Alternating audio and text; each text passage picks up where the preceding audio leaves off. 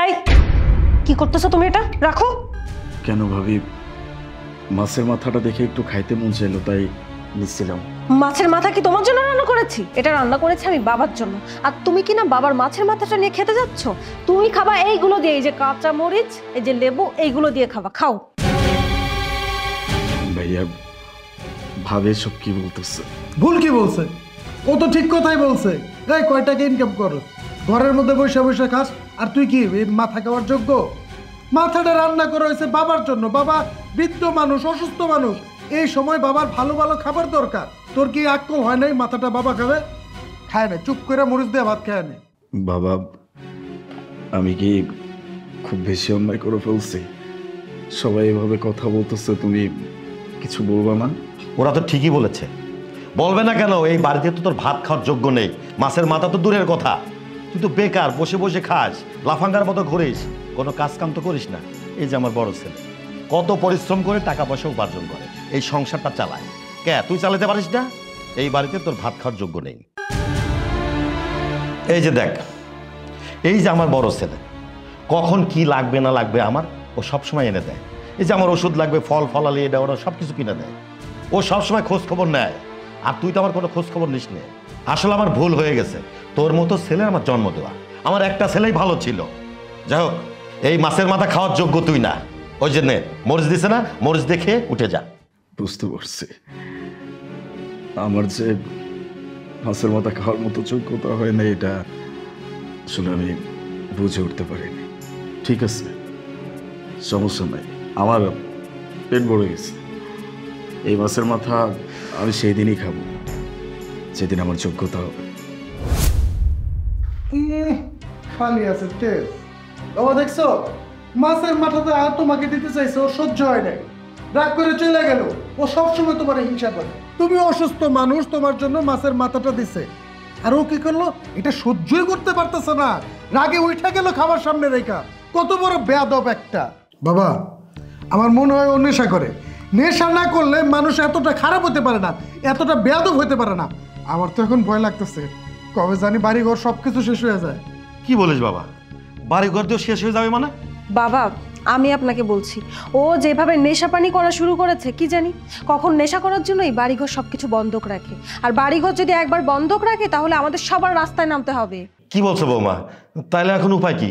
বাবা বাবা উপায়টা আমি বলতেছি। তুমি এক কাজ করো, তোমার যত সম্পত্তি আছে বাড়িঘর সহ সবকিছু আমার নামে লিখে দাও, তাইলে ওই আর বিক্রি করতে পারবো না। আর ওর ভাগে যেটা পায়, ওই যদি ভালো হয়ে যায়, নেশা পানি বাদ দেয়, তখন আমি ওরে দিয়ে দেবো। না, কথাটা ঠিক বলছিস। আচ্ছা যাই হোক, আমি এই বিষয়টা ভাবি চিন্তা দেখবো। আচ্ছা আচ্ছা ঠিক আছে। এই তুমি দাঁড়িয়ে আছো কেন? বাবাকে মাছের মাথাটা দাও। অবশ্যই অবশ্যই।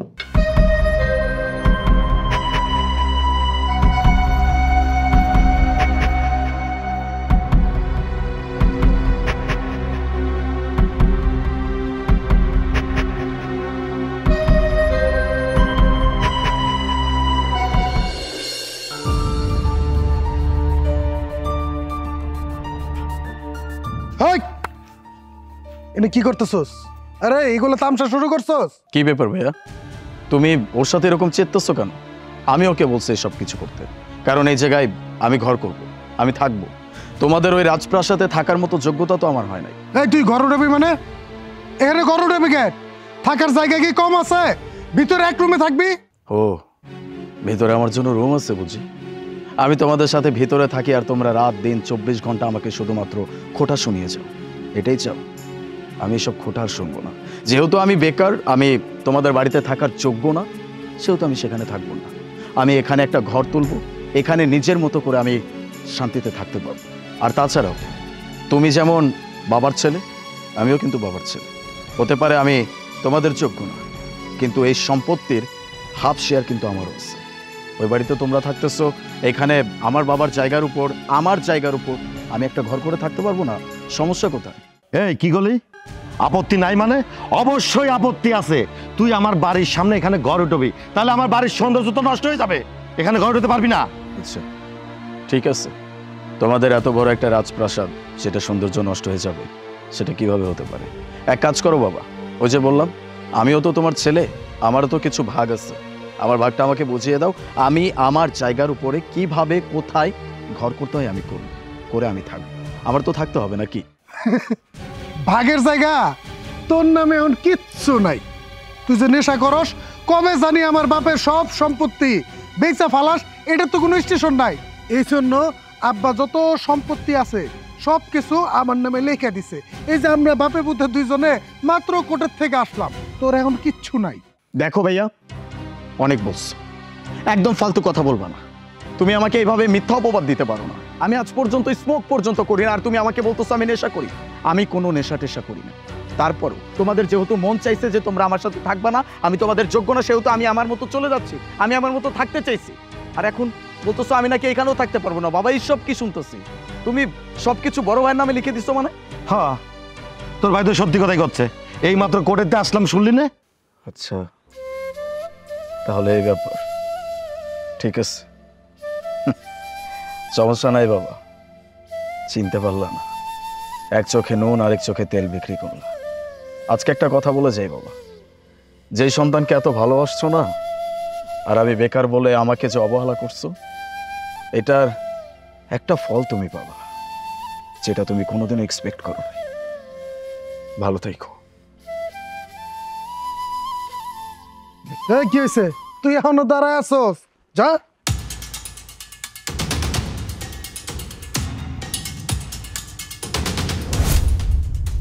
শুনুন বাবা, আপনার এই বাড়িতে আর কোনো কাজ নেই, আপনিও আসতে পারেন। দেখুন, আপনি নিজেও স্বার্থের জন্য কাজ করেছেন, আমরা আপনার দেখভাল করেছি, এই জন্য আপনি আপনার স্বার্থের জন্য আমাদের পক্ষ নিয়েছেন। আপনার ছোট ছেলেকে এই বাড়ি থেকে বের করে দিলেন। এখন আমরাও নিশ্চয়ই আমাদের স্বার্থটা দেখব। আপনাকে এই বাড়িতে আর রেখে আমাদের কোনো কাজ নেই। সম্পত্তির লোভ ছিল, সম্পত্তিটা পেয়ে গেছি।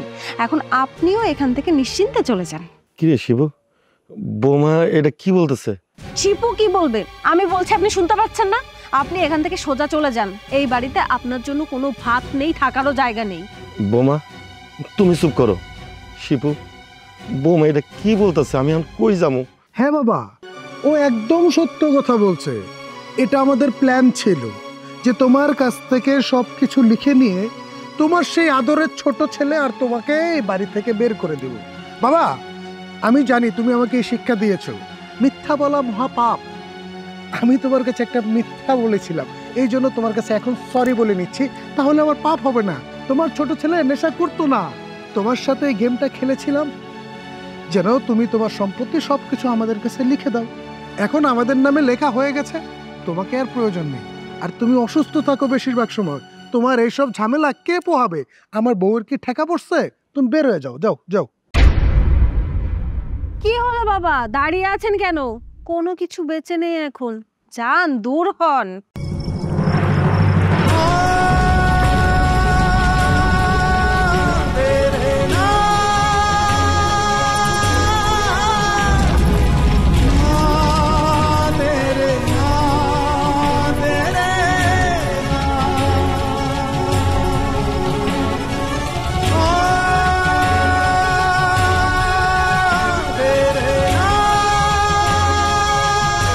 এটা আমি কি করলাম? আমার ছোট পোলাটার আমি বাড়ি করে দিলাম। আমি যে পোলারে বিশ্বাস কইরা আমার সহায় সম্পত্তি বাড়ি গাড়ি সব লেখা দিলাম, আমার ছোট পোলাই তো ভালো ছিল। আল্লাহ, আমার ছোট পোলা কইল একদিন পস্তাতে হবে। আল্লাহ, তুমি সঙ্গে সঙ্গে তার প্রমাণ করে দিলা। আমার কপালটাই খারাপ।